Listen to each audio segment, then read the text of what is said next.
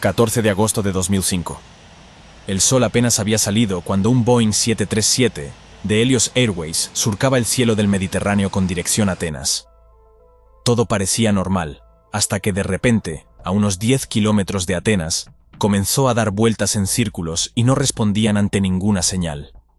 Habían pasado más de 2 horas y el avión seguía sin responder a los mensajes de la torre de control. No había respuesta desde la cabina ni señales de vida. En tierra se temían lo peor. 2 aviones de combate F-16 fueron en su búsqueda. Cuando los pilotos militares interceptaron el avión, lo que vieron dejó a todos sin palabras. Los pasajeros se encontraban inmóviles en sus asientos y con las máscaras de oxígeno sobre sus rostros. Dentro de la cabina, el piloto parecía desplomado sobre los controles, pero había alguien más ahí. Una figura solitaria se movía, intentando algo desesperadamente. ¿Qué estaba pasando dentro del avión? ¿Por qué nadie respondía dentro de la aeronave? Lo que pasó a continuación marcaría una de las tragedias más desconcertantes en la historia de la aviación moderna. Esta es la historia del vuelo 522 de Helios Airways. 14 de agosto de 2005. Aeropuerto de Lárnaca, Chipre. La aerolínea chipriota Helios Airways tenía programado sobre las 9 de la mañana, hora local, el vuelo 522 con destino a Praga, haciendo escala en Atenas. 115 pasajeros y 6 tripulantes realizaban los preparativos para el despegue. La mayoría de los pasajeros eran turistas chipriotas que pasarían unos días en la capital griega. El avión era un Boeing 737-300, con capacidad para 142 pasajeros además de 8 asientos para los pilotos y miembros de la tripulación. Era un modelo confiable, fabricado apenas 7 años antes, y hasta este momento había acumulado 17.900 horas de vuelo. Fue operada por DBA, una compañía de bajo coste alemana, desde el año 98 hasta el 2004, año en que fue alquilado por Helios Airways. Estaba equipado con 2 motores CFMI 563C1. El capitán del vuelo era Hans-Jürgen Merten, un piloto alemán de 59 años, con más de 35 años de experiencia y casi 17.000 horas de vuelo, 5.500 de ellas a bordo del 737. Había sido contratado por Helios para la temporada de vacaciones. A su lado se encontraba el primer oficial, Pampos Charalambou, un piloto chipriota de 51 años. Contaba con más de 7.500 horas de experiencia en vuelo, casi 4.000 de ellas en el Boeing 737. Había volado exclusivamente en Helios durante los últimos 5 años. Estos 2 pilotos habían volado juntos en numerosas ocasiones, y el primer oficial se había quejado a menudo sobre el autoritarismo y actitud rígida del capitán.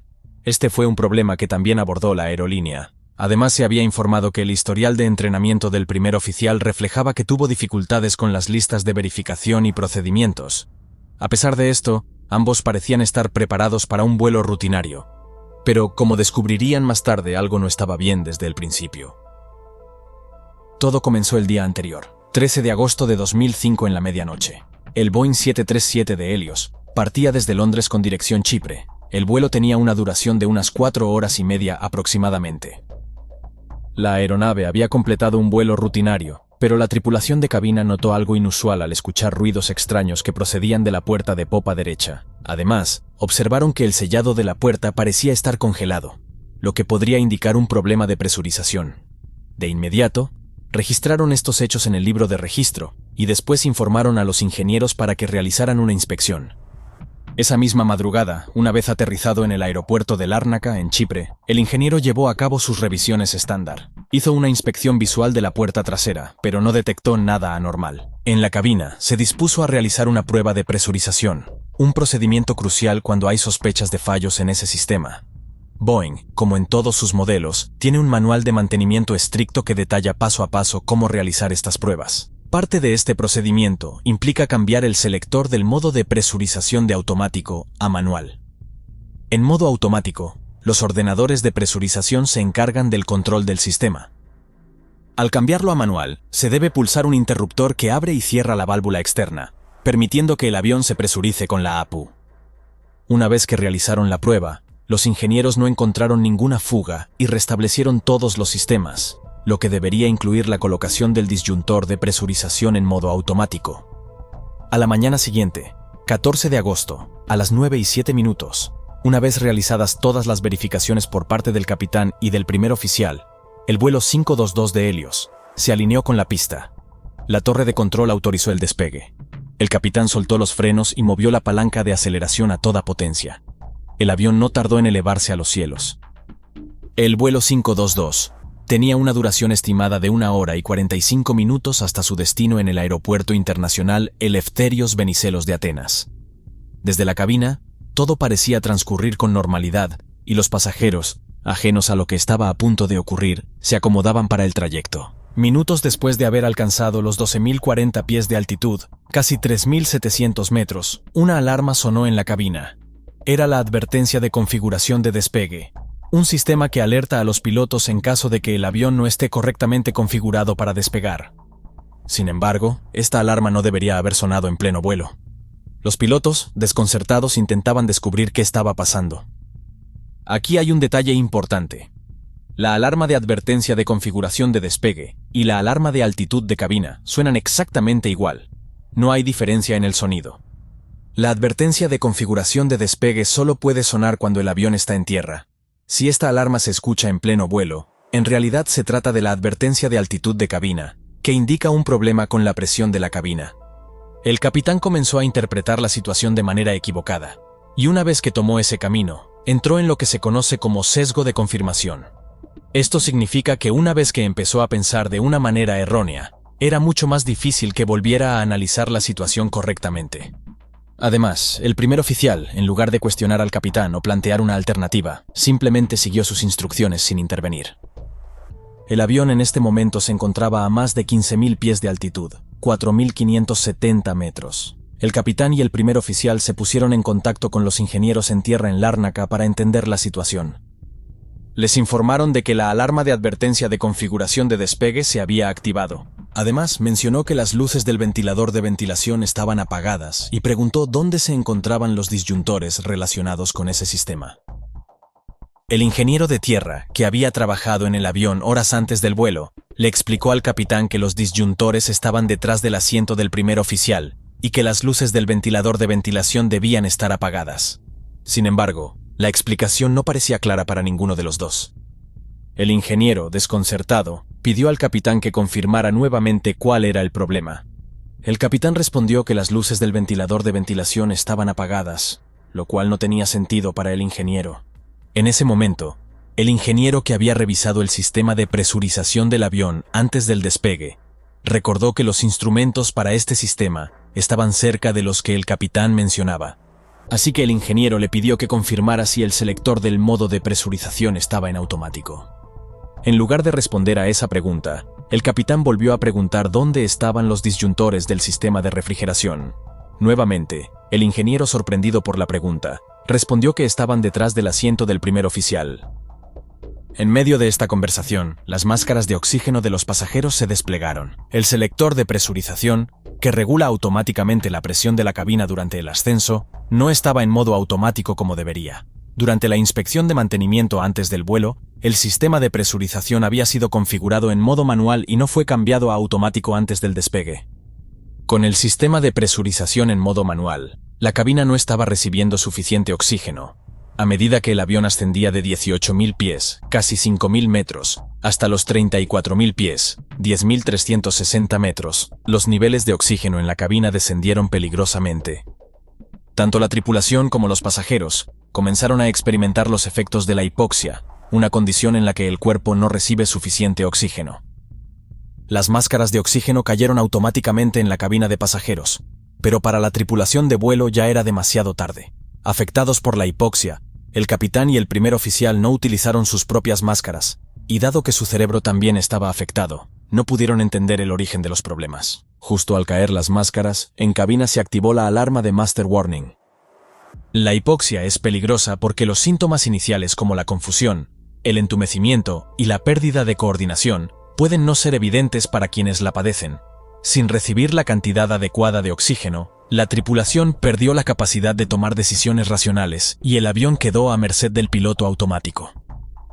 El Boeing 737 alcanzó su altitud de crucero de 34.000 pies, 10.360 metros, y siguió volando en piloto automático durante más de 2 horas. Sin que nadie lo controlara, el avión continuaba su ruta hacia Atenas. Durante este tiempo, los controladores aéreos en Nicosia intentaron establecer contacto con la tripulación, pero sus esfuerzos fueron en vano. Durante 4 minutos, el controlador intentó sin éxito obtener respuesta del avión. Luego pidió a otra aeronave cercana que intentara contactar con el vuelo, pero tampoco obtuvieron respuesta. Más tarde, la torre de control de Atenas, en Grecia, intentó nuevamente comunicarse con los pilotos del vuelo 522, pero no recibieron ninguna respuesta. La aeronave seguía su curso, pero no había signos de actividad en la cabina de mando. Cuando el avión entró en el espacio aéreo griego, el silencio radical persistió. La falta de contacto con la tripulación y la incapacidad para comunicarse con los pilotos hicieron que las autoridades griegas temieran lo peor. Seguían sin tener noticias del vuelo 522 de Helios.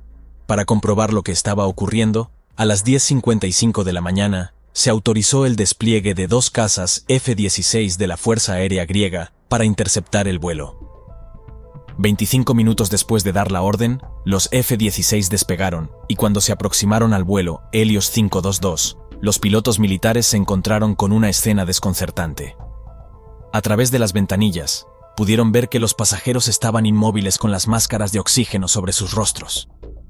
La preocupación era angustiante para todos. ¿Se trataba de un secuestro? ¿Había ocurrido una tragedia a bordo? Los pilotos de los cazas tenían que descubrirlo cuanto antes. El sistema de oxígeno de los pasajeros funciona mediante generadores químicos que producen oxígeno durante unos 12 minutos. Este tiempo está diseñado para ser suficiente en un descenso de emergencia, permitiendo que el avión descienda desde su altitud de crucero a una altura respirable de 10.000 pies, 3.000 metros. Sin embargo, en este caso, el avión no descendió. El vuelo continuó ascendiendo hasta estabilizarse a 34.000 pies, 10.000 metros, y una vez que pasaron esos 12 minutos, el suministro de oxígeno se agotó, dejando a los pasajeros cada vez más afectados por la hipoxia. Aproximadamente a 24.000 pies, 7.300 metros, los pasajeros quedaron inconscientes por la falta de oxígeno. En ese momento, el avión estaba volando a 34.000 pies, 10.000 metros, con el piloto automático activado y la ruta programada hacia Atenas, siguiendo su curso tal como estaba planificado. En la cabina de mando, el copiloto estaba desplomado sobre los controles y el asiento del capitán estaba vacío. Los pilotos de los cazas también observaron a una extraña figura solitaria moviéndose en la cabina. Un hombre que parecía estar intentando recuperar el control del avión. Este hombre era Andreas Prodromou, un auxiliar de vuelo que se encontraba a bordo del vuelo 522, aunque fuera de servicio. Por suerte tenía licencia de piloto comercial. Prodromou había logrado mantenerse consciente utilizando una botella de oxígeno portátil, y en un último esfuerzo desesperado, intentaba salvar el vuelo. Andreas Prodromou, el auxiliar de vuelo, se enfrentaba a una situación crítica. Aunque contaba con licencia de piloto, no estaba calificado para pilotar un Boeing 737, pero sabía que no podía quedarse esperando y debía actuar. Sin embargo, había un problema más que se sumaba a la crítica situación. La puerta de la cabina de mandos estaba cerrada y no conseguía abrirla. Después de varios intentos, finalmente logró entrar. Con la botella de oxígeno en la mano, tomó el asiento del capitán. Prodromou, aunque estaba fuera de servicio, trató de aplicar sus conocimientos de aviación en un intento por recuperar el control de la aeronave. La situación era desesperada, pero él era el único con la capacidad de intentar estabilizar el vuelo 522. Con las alarmas resonando a su alrededor, Prodromou se encontró en un escenario caótico. El avión, aún volando a 34.000 pies, 10.000 metros, había perdido toda comunicación con el control de tráfico aéreo y estaba desorientado. Intentó seguir los procedimientos básicos, pero la presión en la cabina había comenzado a afectar su capacidad de pensar con claridad. El tiempo se agotaba mientras Prodromou luchaba por mantener el avión en el aire. Pero la situación se complicaba. A pesar de que estaba usando una botella de oxígeno, sus facultades mentales se estaban deteriorando rápidamente, haciendo que fuera cada vez más difícil pensar con claridad y manejar la situación.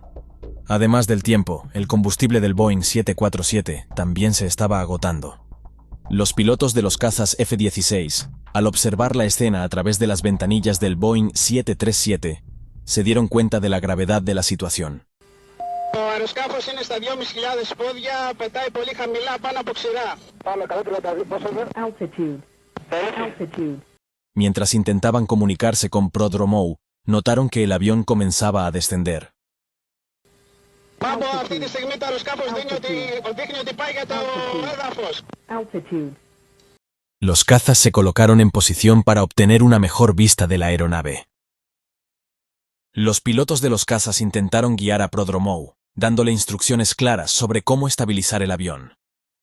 Sin embargo, el ruido ensordecedor de las alarmas y la confusión dificultaron la comunicación. Los pilotos de combate estaban viendo un desastre inminente. Τύχη Μάμπο, το αεροσκάφος πάει προς το έδαφος. Αθήνα, το αεροσκάφος αυτή τη στιγμή πάει για το έδαφος. Altitude. 103 μίλια. A medida que el avión se dirigía hacia el suelo, comenzaron a coordinar sus movimientos con la torre de control para intentar ayudar a Prodromou. Por si la situación no era ya lo suficiente complicada, de repente el motor izquierdo se apagó debido a la falta de combustible. Con el motor izquierdo apagado y el control de la aeronave comprometido, el vuelo Helios 522 comenzó un descenso pronunciado. En la cabina de mando, Prodromou intentaba reaccionar, pero cada movimiento que hacía parecía empeorar la situación. Solo 2 minutos después, el motor derecho también se apagó por la falta de combustible. Prodromou, desesperado, trató de hacer una llamada al control del tráfico aéreo para comunicar un Mayday, pero la confusión y la falta de oxígeno limitaron su capacidad para comunicarse y no se percató de que la radio aún estaba establecida en la frecuencia de Lárnaca en Chipre, por lo que su mensaje no fue escuchado. Los pilotos de los F-16 comenzaron a seguir el descenso del avión con creciente angustia. Sabían que cada segundo contaba y que el impacto era inevitable. A medida que el vuelo caía, las posibilidades de sobrevivir se desvanecían. El sistema de advertencia de entrada en pérdida comenzó a sonar en la cabina de mando, pero Prodromou, confundido y afectado por la falta de oxígeno, no podía procesar la información. El avión continuó perdiendo altitud, cayendo a una velocidad alarmante. Aunque tenía una licencia de piloto comercial, Andreas Prodromou no estaba capacitado para volar un Boeing 737. Incluso para un piloto experimentado, controlar el avión con un solo motor ya hubiera sido extremadamente difícil. Pero sin ninguno de los 2 motores en funcionamiento, la tarea se volvió prácticamente imposible. Altitude. Mayday, Μάμπο, έχουμε πρόσκρουση πολιτικού αεροσκάφους. Έχουμε πρόσκρουση πολιτικού αεροσκάφους. Mayday. Σας αναφέρω συντεταγμένες, Μάμπο. Έχει προσκρούσει σε κορφή βονού. Mayday. Finalmente, a las 12 horas y 4 minutos, el vuelo Helios Airways 522 se estrelló contra una colina al norte de Atenas. El impacto fue devastador y el avión quedó completamente destruido. Los equipos de rescate llegaron al lugar poco después del accidente, pero lo que encontraron fue una escena de destrucción total. La aeronave había quedado hecha pedazos al impactar, y no había signos de vida entre los escombros. Los equipos de emergencia trabajaron incansablemente buscando entre los restos y asegurando el área.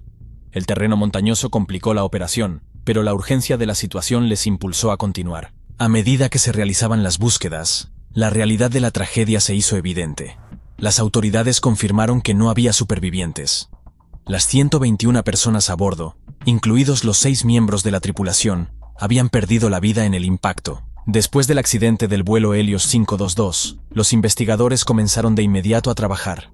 No solo examinaron los restos del avión, sino que también entrevistaron a los ingenieros que habían trabajado en él en los días y semanas previas a la tragedia. Al inicio de este episodio mencionamos que los pilotos del vuelo 522 tenían un historial de incidentes, pero lo que no se mencionó fue que la aeronave en sí tampoco tenía un historial impecable. Unos días antes de Navidad, el año anterior al accidente, este mismo avión sufrió una descompresión rápida mientras volaba a 35.000 pies, 10.600 metros, en una ruta entre Varsovia en Polonia y Lárnaca en Chipre.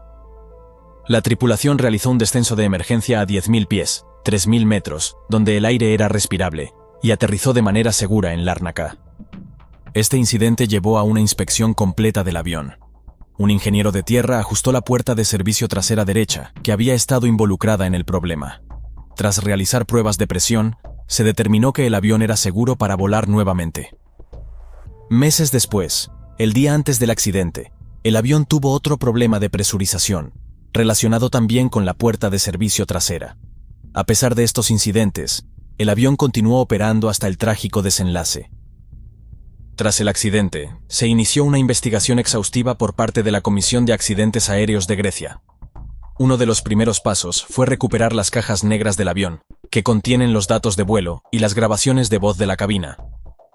Las cajas negras fueron recuperadas de entre los restos del avión. Aunque estaban dañadas, los investigadores pudieron acceder a la información crucial que contenían. La grabadora de datos de vuelo FDR y la grabadora de voz de la cabina CBR proporcionaron información vital sobre los eventos que llevaron al accidente. Una parte crítica de la investigación se centró en los procedimientos de mantenimiento del avión. Los expertos examinaron que se hubieran seguido los protocolos adecuados antes del vuelo. Se descubrió que el selector de presurización había sido dejado en modo manual durante una prueba de mantenimiento previa, en lugar de haber sido cambiado a automático. El hecho de que el sistema de presurización no se hubiera configurado correctamente se debió a un error en los procedimientos de mantenimiento y a la falta de supervisión. Este error no fue detectado durante la inspección previa al vuelo, ni cuando la tripulación realizó las verificaciones antes y después del despegue. Otro factor crucial fue que la tripulación no identificó correctamente la alarma de advertencia de altitud de cabina, confundiéndola con una alerta de configuración de despegue. Esta confusión hizo que no reaccionaran adecuadamente, y el vuelo continuó ascendiendo sin que se solucionara el problema. Los datos indicaron que, al llegar a 18.000 pies, 5.500 metros, la cabina había comenzado a experimentar una caída drástica en los niveles de oxígeno y las condiciones se hicieron rápidamente insostenibles.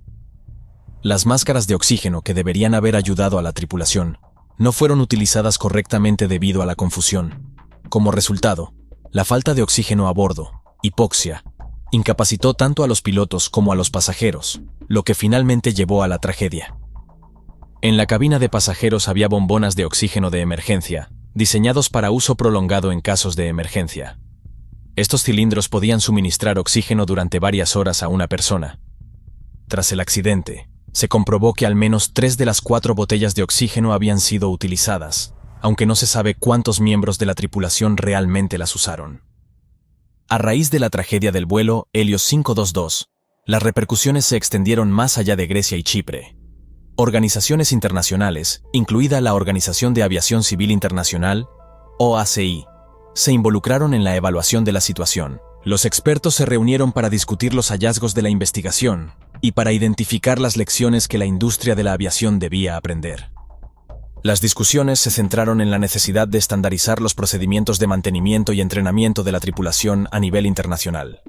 La OACI reconoció que la falta de atención a los detalles en la presurización del avión y la confusión de la tripulación eran temas críticos que necesitaban ser abordados con urgencia. Como resultado, se introdujeron nuevas regulaciones que exigían a todas las aerolíneas implementar verificaciones más rigurosas en los sistemas de presurización. También se recomendó un entrenamiento más exhaustivo sobre la hipoxia para asegurar que las tripulaciones pudieran reconocer y responder a esta condición de manera efectiva. El informe final de la investigación fue publicado en diciembre de 2006, revelando la compleja cadena de errores que condujeron al desastre. La investigación del accidente identificó varias causas que contribuyeron a la tragedia, comenzando por las deficiencias en las operaciones y la gestión de calidad de la aerolínea. Helios Airways ya había sido auditada en años anteriores y se habían señalado problemas importantes relacionados con la cultura de seguridad dentro de la empresa. En aquel momento, también había problemas en la dirección de la aerolínea. Las autoridades de aviación denunciaron que los reguladores no estaban haciendo lo suficiente para evaluar correctamente la seguridad de los operadores como Helios Airways, lo que fue otro factor que contribuyó al accidente. Otro punto crítico fue el mal uso y la falta de aplicación adecuada del CRM, o gestión de recursos de la tripulación. Durante el accidente, si en algún momento uno de los miembros de la tripulación hubiera detectado el error, podrían haber corregido el rumbo. El capitán estaba malinterpretando la situación, y el primer oficial debería haber intervenido, al menos sugiriendo que el problema podría estar relacionado con la presurización o monitoreando los sistemas más de cerca para detectar la falla. Lo mismo ocurrió con la tripulación de cabina, quienes podrían haber intentado comunicarse con la cabina o acceder a la misma antes de que el avión se quedara sin combustible. Esta falta de intervención es un claro ejemplo de deficiencias en la formación, los procedimientos y la aplicación del CRM. Además, En el informe final también se mencionó la falta de respuesta por parte del fabricante, Boeing, en relación con incidentes anteriores con problemas de presurización y sistemas de alerta en el Boeing 737. Los cambios necesarios en los procedimientos no se comunicaron de manera efectiva a las tripulaciones.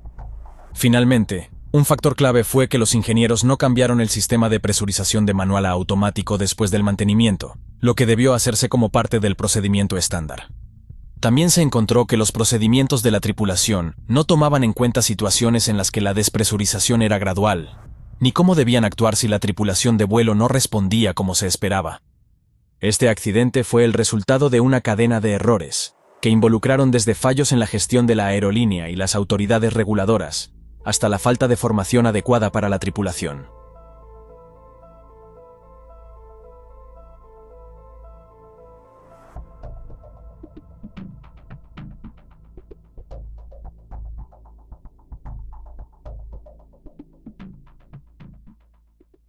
...29 de diciembre de 1972... Aeropuerto John F. Kennedy. El vuelo 401 de Eastern Airlines realizaba los preparativos para partir con destino Florida. El avión era un Lockheed L-1011-1 TriStar.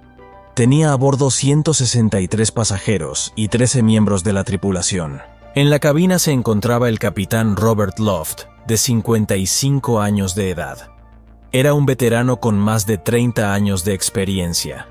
Le acompañaban el primer oficial Albert Stockstill, de 39 años, y el segundo oficial Donald Repo, de 51 años, que además era ingeniero aeronáutico. En esta ocasión, había un cuarto integrante en cabina. Se trataba del técnico oficial de Eastern, Angelo Donadeo, que regresaba a Miami tras realizar un trabajo en Nueva York. En la cabina de pasajeros había 10 tripulantes de cabina. Entre ellas se encontraba al mando la jefa de cabina, Adrienne Hamilton. A las 9:20 de la noche, hora local, el Lockheed L-1011-1 TriStar, del vuelo 401 de Eastern Airlines, despegaba del aeropuerto John F. Kennedy. Era un vuelo rutinario con una duración estimada de aproximadamente 2 horas y media. Todo transcurría con normalidad hasta que sobre las 11:30 de la noche, el vuelo 401 de Eastern Airlines y su tripulación se aproximaban al aeropuerto de Miami tras dejar atrás el frío de Nueva York. En ese momento el primero fue que la luz que indica su despliegue no se enciende. La duda invade al primer oficial para dar paso al mayor de sus temores. ¿Se ha desplegado realmente el tren de aterrizaje? No se ha extendido. La incertidumbre crece mientras deciden abortar momentáneamente el aterrizaje. La torre de control les sugiere ascender a 600 metros y dar vueltas lejos del aeropuerto para resolver el dilema. En medio de la oscura noche sin luna, el avión cambia su ruta. El capitán busca la solución. El piloto automático, la última esperanza, es crucial, pero algo parece no estar bien. ¿Podrán superar esta emergencia antes de que todo se sumerja en la oscuridad total? La tensión está en el aire. En ese momento, la situación se vuelve aún más tensa. Mientras intentan solucionar el problema, Donald Repo, el ingeniero aeronáutico a bordo, se da cuenta de que algo no va bien. El avión se dirige peligrosamente hacia los pantanos de los Everglades. En la cabina, el capitán y la tripulación, mientras tanto, en la cabina de pasajeros, notan la proximidad del pantano y empiezan a preocuparse. El ingeniero de vuelo, Donald Repo, intenta verificar visualmente el despliegue del tren de aterrizaje oscuro, y la falta de luz exterior complica la situación. La situación en el Aeropuerto Internacional de Miami se complica. Charlie Johnson, el controlador aéreo, acaba de resolver un problema con otro vuelo, y el vuelo 400 en extraños parpadeos de... Intenta comunicarse con el capitán Robert Loft sin obtener respuesta. Es entonces cuando se percata de lo que acaba de suceder. Otro avión informa sobre un resplandor misterioso en la zona. La incertidumbre crece y el vuelo 401 se adentra en una situación cada vez más desconcertante y potencialmente peligrosa. La pesadilla se desata en el oscuro pantano, donde los supervivientes del accidente se encuentran atrapados. Cerca de la zona del accidente, Robert Bud Marquis, un piloto de hidrodeslizador, estaba cazando ranas con Ray. Rápidamente se dirigieron hacia la zona para ayudar a los sobrevivientes, Al llegar a la zona, la situación era caótica. Donald Repo, el ingeniero aeronáutico, estaba sorprendentemente vivo, pero gravemente herido luchando por mantenerse consciente entre los escombros. Un pasajero hacia el lugar del accidente. La situación se volvía aún más intensa, pero tenían dificultades para encontrar los restos del avión. Confundidos, daban vueltas en la dirección equivocada hasta que finalmente se dirigieron hacia los supervivientes. El sonido del helicóptero fue esperanzador, pero la sensación de abandono en el pantano pesaba sobre los supervivientes. Marquis se dirigió hacia el helicóptero para guiar a los equipos de rescate. El rescate se volvía una tarea complicada. Con un hidrodeslizador, fue abrumadora, ya que intentaban resolver el misterio de lo sucedido. El lugar del accidente se convirtió en una pista crucial. Los restos esparcidos sugerían un impacto contra el pantano con el morro hacia arriba, algo inusual para un aterrizaje. Los investigadores examinaron minuciosamente la posición final de los elementos de la cabina de mandos, descubriendo que la tripulación había programado el piloto automático para mantener una altitud de 600 metros. La investigación se perfilaba como una tarea compleja, que podría revelar una combinación de problemas de diversos niveles. La búsqueda de respuestas se complicó cuando Angelo Donadeo, el experto en mantenimiento, concedió una entrevista a los investigadores, pero solo mencionó que la tripulación estaba ocupada intentando arreglar una bombilla. Repo falleció para algunos, aunque absorbió la energía del impacto y evitó que hubiera más víctimas, usando gangrena gaseosa. Necesitaban urgentemente cámaras hiperbáricas, pero solo había una en el hospital, mientras que eran 8 los pasajeros infectados. La vida de los pacientes pendía de un hilo, ya que la gangrena gaseosa podía ser mortal en tan solo 2 días.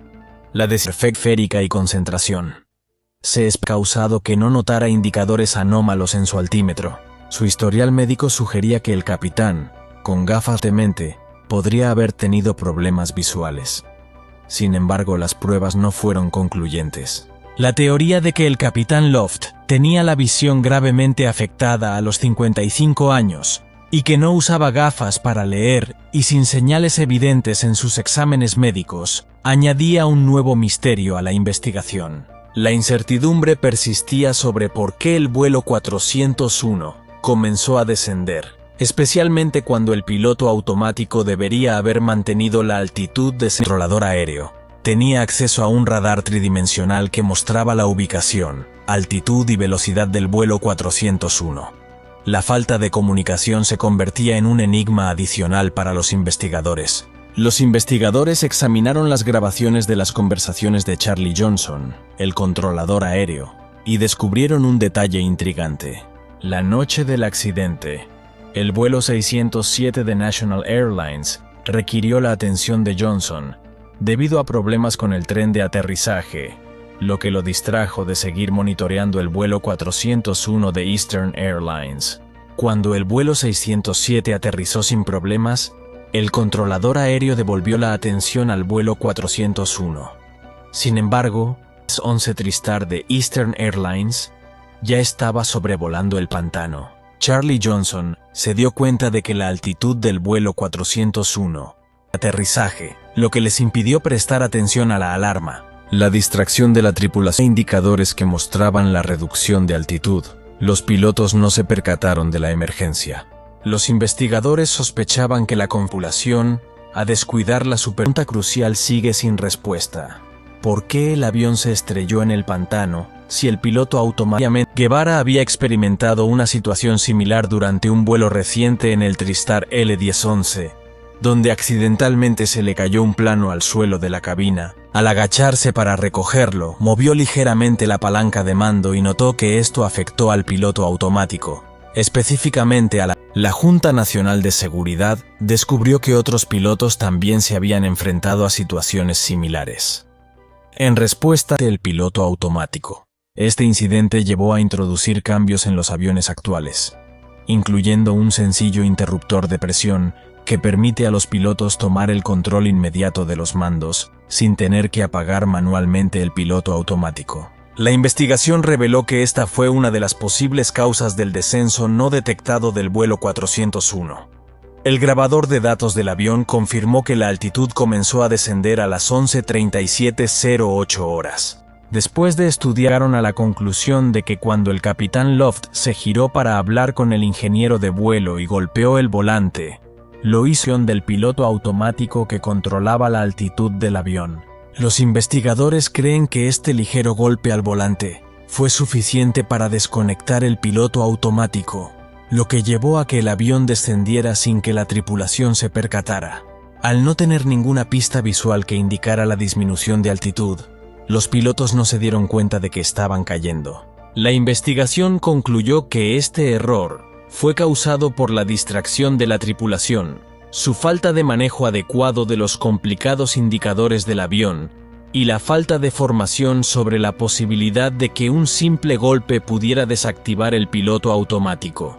La Junta Nacional de Seguridad del Transporte atribuyó el choque del avión a un error del piloto y señaló la necesidad de mejorar la formación y concienciación sobre estas cuestiones.